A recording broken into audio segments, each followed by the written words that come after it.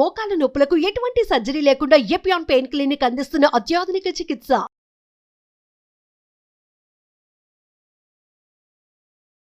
Welcome to Suman TV. మోకాళ్ళ నొప్పులతో చాలా మంది సఫర్ అవుతున్నాం చిన్నతనంలోనే. అలాగే ఏమేం తప్పిదాలు చేస్తున్నాం ఒక సీనియర్ మోస్ట్ ఎక్స్పీరియన్స్ మేడం ద్వారా వింటే డెఫినెట్ గా మనందరికీ కూడా హెల్ప్ఫుల్ గా ఉంటుందండి.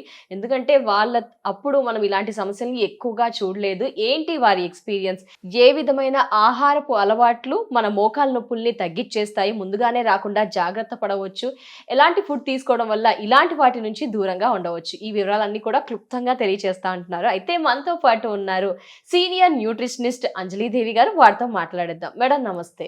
నమస్కారం. మీరైతే చలాకీగా ఉన్నారు. మీ ఆధీనంలో ఎవరైతే మంచి డైట్ మెయింటైన్ చేశారో వాళ్ళకైతే మోకాళ్ళ నొప్పులు లేవనే విన్నాము. అసలు ఏం చెప్పారు మేడం? అసలు మోకాళ్ళ నొప్పులు రాకుండా వాళ్ళకి ఎలాంటి జాగ్రత్తలు చెప్పారు, ఏం డైట్ చెప్పారు, ఏం చేస్తే మోకాళ్ళ నొప్పులు దరి చేరవో ఆ డీటెయిల్స్ అన్ని మాట్లాడుకుందామా మేడం? ఆహారం ఒకటి, ముందు రోజులకి ఈ రోజులకి వాళ్ళు చేసే పనులు ఏంటి అది చేద్దాం, అది మాట్లాడుకుందాం. అయితే ఏంటి మేము చేస్తున్న ఒకటి ఏంటంటే వాళ్ళ తిన్న ఆహారంతో పాటు వాళ్ళు చేసే పనులు డిఫరెంట్గా ఉంటాయి.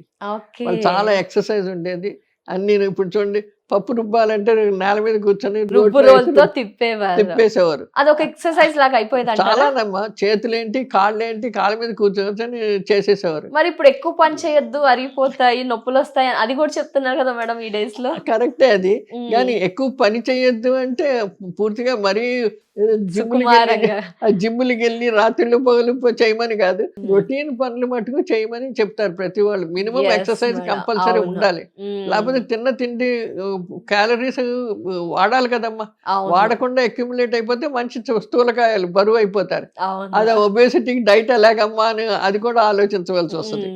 అలా కాదు, మామూలుగా ఏంటంటే మునుపటి వే ఆఫ్ లివింగ్ వాళ్ళకేంటి, చాలామంది పొలాలకు వెళ్ళడం ఏంటి, పొలం పనులు చేసుకోవడం ఏంటి, ఇంట్లో పనులు సగం చేసుకోవడం ఏంటి, ఇవన్నీ ఏంటంటే అన్ని అవయవాలు పనిచేస్తూ ఉండేవి. దానివల్ల వాళ్ళు ఏం తిన్నా ఎంత తిన్నా వాళ్ళకి అరుగుదల ఉండేది. నొప్పులు లేకుండా అడ్జస్ట్ అయిపోతూ వస్తూ ఉండేది. బాడీ అడ్జస్ట్ అవుతూను కింద కూర్చుంటారు, నిలబడతారు, కింద పండుకుంటారు, పైన లేస్తారు. మోకాళ్ళు మన అటు పొలాల్లో చూడండి, నాటు వేయడం అంటే వాళ్ళు మోకాలు వంగి అన్ని వేస్తూ ఉంటారు. అన్ని గంటల గంటలు వాళ్ళు పొద్దున్న మొదలు పెట్టి సాయంకాలం వరకు మార్నింగ్ 8-7 కి అలా వెళ్ళి ఈవినింగ్ 6-5 అప్పటి వరకు వంగి చేస్తానే ఉంటారు. అవి మధ్యలో 1 అవర్ బ్రేక్ ఉంటుంది అంతే. చాలా ఇప్పుడు ఆ మోకాళ్ళకి ఏమైపోద్ది, బెండ్ అవుతూ ఉంటుంది, నిలబడుతూ ఉంటారు, చేస్తారు. అదే చూడండి, కాలు అలాగే నిలబెట్టేసి ఒక 2-3 నెలలు ఉంచేయండి, స్టిఫ్ అయిపోతాయి.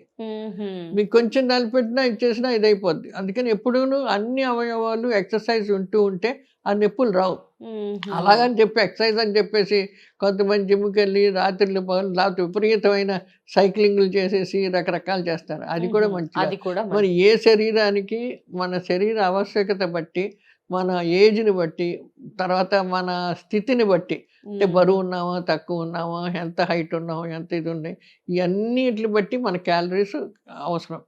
ఎంత క్యాలరీస్ కావాలో అది దాన్ని బట్టే మనకు బాడీ ఆహారం నిర్ధారిస్తాం. జాబ్స్ ని బట్టి కూడా డిఫరెన్స్ ఉంటుందేమో. కొందరు సాఫ్ట్వేర్ ఉంటారు, కొందరేమో స్టాండింగ్ పొజిషన్ లో వర్క్స్ ఉంటాయి, కొందరు వాకింగ్స్ వర్క్స్, అలా డిఫరెంట్ దాన్ని బట్టి కూడా మారుతుందంటారా మేడం? డిఫరెన్స్ ఉంటుంది. ఇంకా మరి అలాంటి వాటికి మనం ఎక్కువ ఏం చేయలేము. మనం ఆ వర్క్ అట్మాస్ఫియర్ అటువంటిది.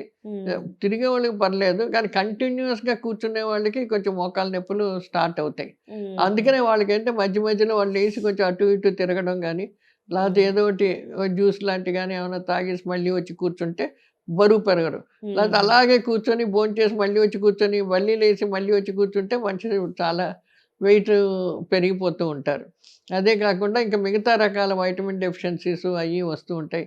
ఆ టెన్షన్ కండ్లు పెట్టి కంటిన్యూస్గా టెన్షన్లో ఉంటే బీపీ రావచ్చు, ఇలాంటి రకరకాల ప్రాబ్లమ్స్ మళ్ళీ రావచ్చు. ఇవన్నీ పోవాలంటే ముఖ్యంగా మోకాల మీద మనం పెట్టే స్ట్రెయిన్, ఎలా పెడుతున్నాం అన్నది ఆలోచించుకోవాలి. ఈక్వల్ గా నడవాలి. కొంతమంది నడిచేటప్పుడు ఒక సైడ్ నడిచి ఇంకో సైడ్ నడిచి పరిగెత్తడం చేయడం అలా చేస్తూ ఉంటారు. దానివల్ల ఒక మోకాలు నొప్పులు స్టార్ట్ అయిపోతాయి. ఈ బరువు బ్యాలెన్స్డ్ గా 2 కాళ్ళ మీద బ్యాలెన్స్డ్ గా పెట్టి నడవగలుగుతూ ఉంటే మనకి ఆ నొప్పులు అంత ఈజీగా రావు. వాకింగ్ కూడాను ఒక సిస్టమాటిక్ టైప్ ఆఫ్ వాకింగ్ చేస్తూ ఉండాలి. కొంతమంది పరిగెత్తేస్తారు, కొంతమంది నడుస్తారు. పరిగెత్తే వాళ్ళు కంటిన్యూస్ పరిగెత్తూ ఉండాలి. ఆ పరిగెత్తడం కూడా ఎక్కువ పరిగెత్తితే ఇదైపోతాను బాగా పరిగెత్తుతారు, అప్పుడు మళ్ళీ మోకాళ్ళు అరిగిపోతాయి. కొంతమంది సైక్లింగ్ చేస్తారు. ఆ సైక్లింగ్ ఏదో ఒక 1 కిలోమీటర్ 2 కిలోమీటర్స్ చేస్తారు. వాళ్ళ ఆరోగ్యాన్ని బట్టి, వాళ్ళ శరీర స్థితిని బట్టి, వయసుని బట్టి అన్నిట్లు ఉంటాయి. అలా కాకుండా నేనేమో ఇది కావాలని 12 కిలోమీటర్లు 14 కిలోమీటర్లు ప్రతిరోజు చేస్తే ఈ మోకాళ్ళు అరిగిపోతాయి. ఇక్కడ జాయింట్స్ ఉంటాయి కదా, దానివల్ల ఇంక మోకాళ్ళ నొప్పులు స్టార్ట్ అవుతాయి. ఇక్కడ ఒక చిన్న డౌట్ అమ్మా, మెట్లు ఎక్కడం దిగడంలో కూడా ఈ మధ్య కొన్ని అయ్యాయి. ఏంటి ఎక్కాలి దిగాలి ఈ విషయంలో ఏంటి ఒక క్లారిటీ వద్దామా? ఎక్కువ ఎక్కకూడదా, అసలు ఎక్కకూడదా, తక్కువ ఎక్కాలా? మొట్టమొదటిది ఏంటంటే ఎక్కి దిగడం మంచిదే, కానీ ఇంకా చిన్న పిల్లలు కాబట్టి వాళ్ళు పరిగెత్తి వచ్చేస్తారు. పెద్దవాళ్ళు ఇప్పుడు ఎక్కి దిగేటప్పుడు మనం బరువు ఎలా పెడతాం, కాళ్ళ మీద ఈ కాళ్ళ మీద పెడతాం, రెండో కాళ్ళ మీద పెడతాం, మోకాళ్ళ మీద ఎంత మనం స్ట్రెయిన్ పెడుతున్నాం దాన్ని బట్టి వస్తుంది. ఆ వాకింగ్ ఆ పొజిషన్ బట్టి కాళ్ళల్లో డిఫరెన్స్ వస్తుంది. ఎక్కువ తక్కువ వచ్చిన తర్వాత అంత నొప్పులు వస్తాయి అన్నది ఇప్పటి వరకు కరెక్ట్ గా ఏమి రీసెర్చ్ చేయలేదు, మనకేం చెప్పలేదు. నడవడం మంచిదంటారు, ఎక్కడం దిగడం మంచిదంటారు, హార్ట్ కూడా మంచిదంటారు. కానీ హార్ట్ ప్రాబ్లం ఉన్నోళ్ళు డబ్బా ఎక్కి దిగడం మంచిది కాదు. అలా పరిస్థితిని బట్టి ప్రతి ఇండివిజువల్ డిఫరెంట్ అమ్మా. ప్రతి ఇండివిజువల్ దీనికి జనరల్ రూల్స్ ఉంటాయి. ఆ జనరల్ రూల్స్ లో మళ్ళీ ఎంత మటుకు చేయాలి, ఎలా చేయాలి అన్నది మళ్ళీ డెఫినెట్ గా ఇండివిజువల్ మార్పు ఉంటుంది.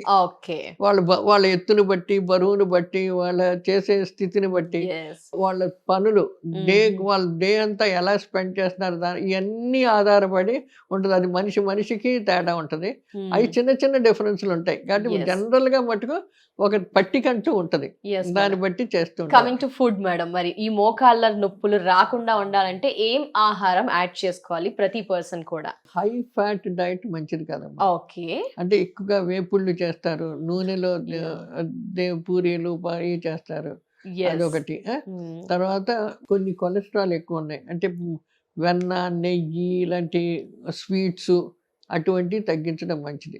ఈ మోకాలు నొప్పి మనిషి బరువు పెరిగితే కూడా వస్తుంది. సో నువ్వు ఆ ఒబేసిటీ రానివ్వకుండా, ఎక్కువ బరువు పెరగకుండా మేనేజ్ చేస్తే మోకాలు నొప్పి కూడా ఉండదు. కొంతమంది బాగా బరువుగా ఉన్న వాళ్ళు కూడా కింద కూర్చుంటారు, పైకి లేచిపోతారు, ఏ నొప్పులు ఉండవు. కొంతమంది సన్నోళ్ళు 24 గంటలు నొప్పులండి అంటారు. అంటే అదేంటంటే వాళ్ళకి ఒకటి శరీర తత్వం, ఇంకోటి వాళ్ళు తినే ఆహారం బట్టి కూడా ఉంటుంది. నూనెలు కూడాను డిఫరెంట్ టైప్, అంటే మనం ఇప్పుడు సాచురేటెడ్ ఆయిల్స్ అంటాం, నెయ్యి, వెన్న ఇటువంటివి ఉన్నాయి. కొంచెం మంచి లాడ్డు, ఇప్పుడు కొవ్వుతోటి ఉన్న మటను, చికెను ఇవన్నీ ఎక్కువ బాగుంటుందండి, ఎక్కువ కొవ్వు ఉంటే బాగుంటుంది అంటారు. అలాంటి వాటికి అలాంటి హై ఫ్యాట్, సాచురేటెడ్ ఫ్యాట్ ఉన్న ఫుడ్ ఉంటే ఇక్కడ డిపాజిట్ అయిపోతాయి మోకాలు జాయింట్స్ దగ్గర. దానివల్ల నొప్పులు ఎక్కువ వస్తూ ఉంటాయి. అవి తగ్గాలంటే తర్వాత ఏజ్ కూడాను, బాగా ఏజ్ ఉన్నోళ్ళు అక్కడే కూర్చొని ఉంటారు కాబట్టి మోకాలు నొప్పులు వచ్చేస్తాయి, ఎక్కువ తిరగరు. అది కూడా ఇంపార్టెంట్. వాళ్ళు తిన్న ఆహారం కరగాలంటే వాళ్ళు ఆ తిన్న ఆహారం ప్రకారంగా తిరగాలి. లేకుండా ఎక్కువ తినేసి తక్కువ వచ్చేకూడదు, మళ్ళీ ఎక్కువ తిరిగి తక్కువ తిండి తినకూడదు. రెండు బ్యాలెన్స్ చేసుకోవాలి. మేడం, ఈ విషయం కూడా ఒక క్లారిటీ ఇవ్వరా మేడం? ఏంటంటే ఈ మోకాల నొప్పులకి ఈ సూప్స్ ఎంతవరకు దోహదపడతాయి అంట? మీ సర్వీస్ ఎన్నో అనాలిసిస్ చేసి ఉంటారు, చాలా మాట్లాడి ఉంటారు కదా. మునగాకు సూప్ కానీ, మనకి అలాగే మునక్కాయల సూపు, మొరింగా సూప్స్, ఇలా సూప్స్ ఏమైనా యాడ్ చేసుకోవడం వల్ల ఎక్స్ట్రా బెనిఫిట్స్ ఉన్నాయా? జస్ట్ ఏదో ఏంటి అంటారు? బెనిఫిట్స్ ఏమి ఉండవు. మా సూప్స్ తోటి ఏంటంటే ఆకలిని పెంచుద్ది.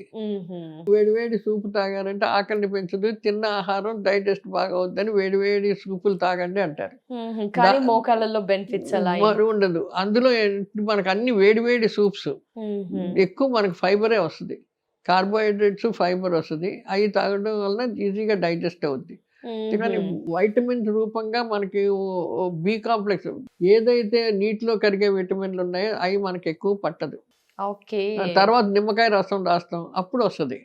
అలాంటి అనమాట. ఎప్పుడైతే వేడి వేడి చేస్తే బి కాంప్లెక్స్ వైటమిన్లు అన్ని నశించిపోతాయి. మిగతా ఫైబర్ ఉంటుంది. ఏమన్నా ఇప్పుడు మనం వెన్నేస్తాం, సూపుల్లో చాలా మటుకు వెన్నేస్తారు. అవును. ఆ బటర్ వేయడం వల్ల మంచి లావులు పెరిగిపోతారు. సన్నం అవరు. సూప్స్ తాగితే సన్నం అవుతాం కానీ తాగరు. ఎందుకంటే అందులో ఇది ఉండదు, ఉత్తి నీటిలో జ్యూసే. అందులో కొన్ని ఆ బి కాంప్లెక్స్ ఏదైతే ఉన్నాయో నీటిలో కరిగే విటమిన్లు అన్ని వేడికి పోతాయి, నీటిలోనూ పోతాయి. ఓకే. సూప్స్ జస్ట్ ఆకలి పెంచడానికి చేసుకోవచ్చు. అందులో కొంచెం బటర్ ఉంటుంది కాబట్టి కొంచెం క్యాలరీస్ వస్తూ ఉంటాయి. నమస్తే అమ్మ, థ్యాంక్ యూ సో మచ్. నమస్తే.